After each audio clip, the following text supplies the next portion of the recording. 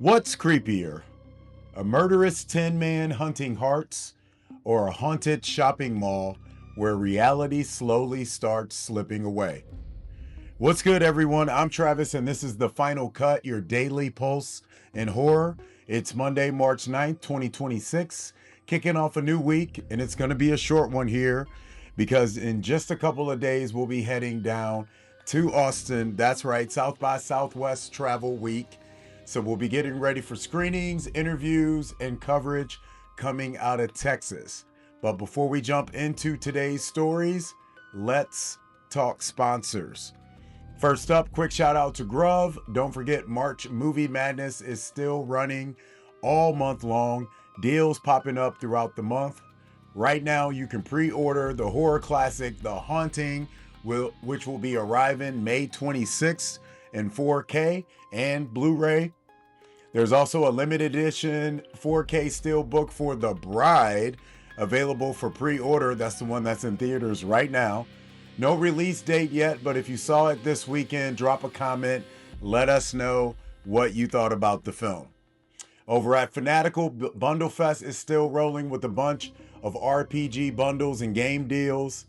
Paranoia XP RPG Collection available until April 29th.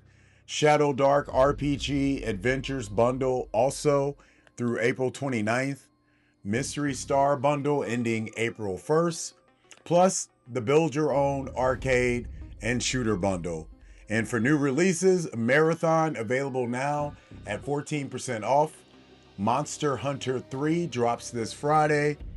Fatal Frame 2 Crimson Butterfly remakes arrives also this Friday. And Death Stranding 2 On the Beach hits March 19th. You can find all those deals by clicking on the banners over at hmuncut.com. All right, sponsors done. Let's get into today's horror news. First up, public domain horror strikes again, and this time the Tin Man is hunting hearts. A new trailer has dropped for Wizard of Death, Tin Man's Rise, a UK horror slasher inspired by L. Frank Baum's Oz stories. But instead of a friendly metal woodsman looking for compassion, this Tin Man wants your actual heart. The film follows a family trip that quickly turns into a survival nightmare when they encounter a mechanical killer rising from the ruins of Oz. The film stars James Shinton as the Tin Man alongside Lauren Starrick, Paul Andrew Goldsmith, Connor Horrigan, Dylan Reeves Fellows, and Carolina Knight as Dorothy Gale. The project comes from Champ Dog Films, the same production company behind Cinderella's Curse. It's directed by William Steed, who also directed Popeye's Revenge, continuing the growing trend of twisted childhood horror adaptations. These are the UK ones. And yes, the whole public domain horror universe continues expanding. Remember, we talked about the Pinocchio film last week. So here's the question. Are these dark fairy tale horror movies still fun, or is the gimmick starting to wear thin? Let me know your answers in the comments ahead. Next up, one of the most interesting indie horror stories of the week. A film called Heritage is being billed as the first horror feature ever made in Corsica, the Mediterranean island region of France. And the production story is wild. The film was shot under 5,000 euros, which is about $5,800 in USD. And it was shot in just 5 days with a 6-person crew. White boy found footage. Director Baptiste Agnaste Croix leaned heavily into a found footage approach, filming the entire project on an early 2000s camcorder to create the feeling of watching real archival footage.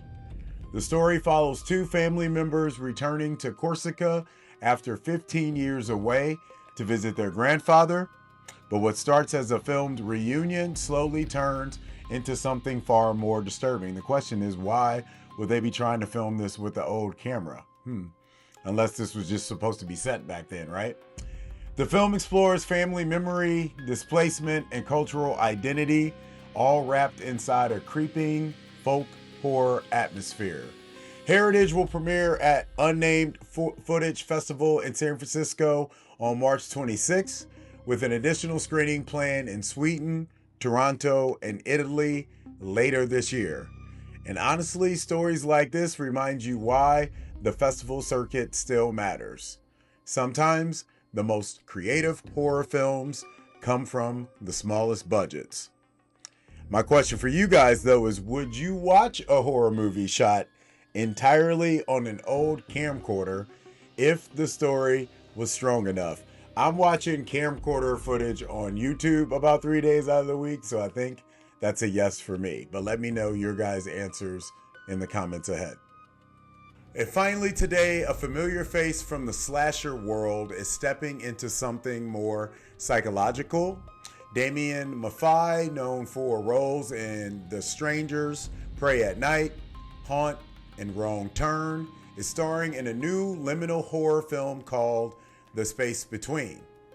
The movie takes place over a single night inside a Midwestern shopping mall after closing time. Jealous. Maffei plays Rick, an overnight security guard who takes the job, hoping the quiet routine will help him recover from personal loss. I guarantee you it will not. But as the night unfolds, strange things begin to happen throughout the building because it's a mall in the Midwest and they're all pretty much ghost towns anyway. Lights flicker, spaces change, memories stop making sense, and Rick begins to question whether he can trust his own perception of reality. The film will be directed by Joshua Garrity, making his feature debut, and production is scheduled to begin next month in Wisconsin. If you've been paying attention to horror trends lately, you've probably noticed the rise of liminal horror, stories built around empty spaces, surreal environments, and psychological unease. In a deserted mall at night, the setting alone is already doing half the work. My question for you guys, though, do you think liminal horror is the next big wave? We got Backrooms also coming, or just a niche internet aesthetic? Let me know what you guys think. I believe we're going to get a lot of liminal stuff here in the next couple years, but tell me what you guys think in the comments ahead. Today's take. What's interesting about today's stories is how wide the horror genre continues to stretch. We got public domain slashers like Tinman's Rise, micro-budget international horror like Heritage, and psychological liminal horror like The Space Between. 3 totally different tones, 3 totally different budgets, but all living comfortably inside the same genre. That's why horror stays alive. It's the only one genre where a $5,000 camcorder film and a theatrical franchise release can exist in the same conversation. And honestly, that chaos is part of what makes horror fun. Time for that Spotify poll though. Which horror concept interests you the most? Go over right now and vote. You either got Tinman's Rise, Heritage, The Space Between, or maybe something else entirely. And if you catch breaking horror news before we do, don't forget to send it our way. DM us at HMUNCUT. Your tip might get featured on the show.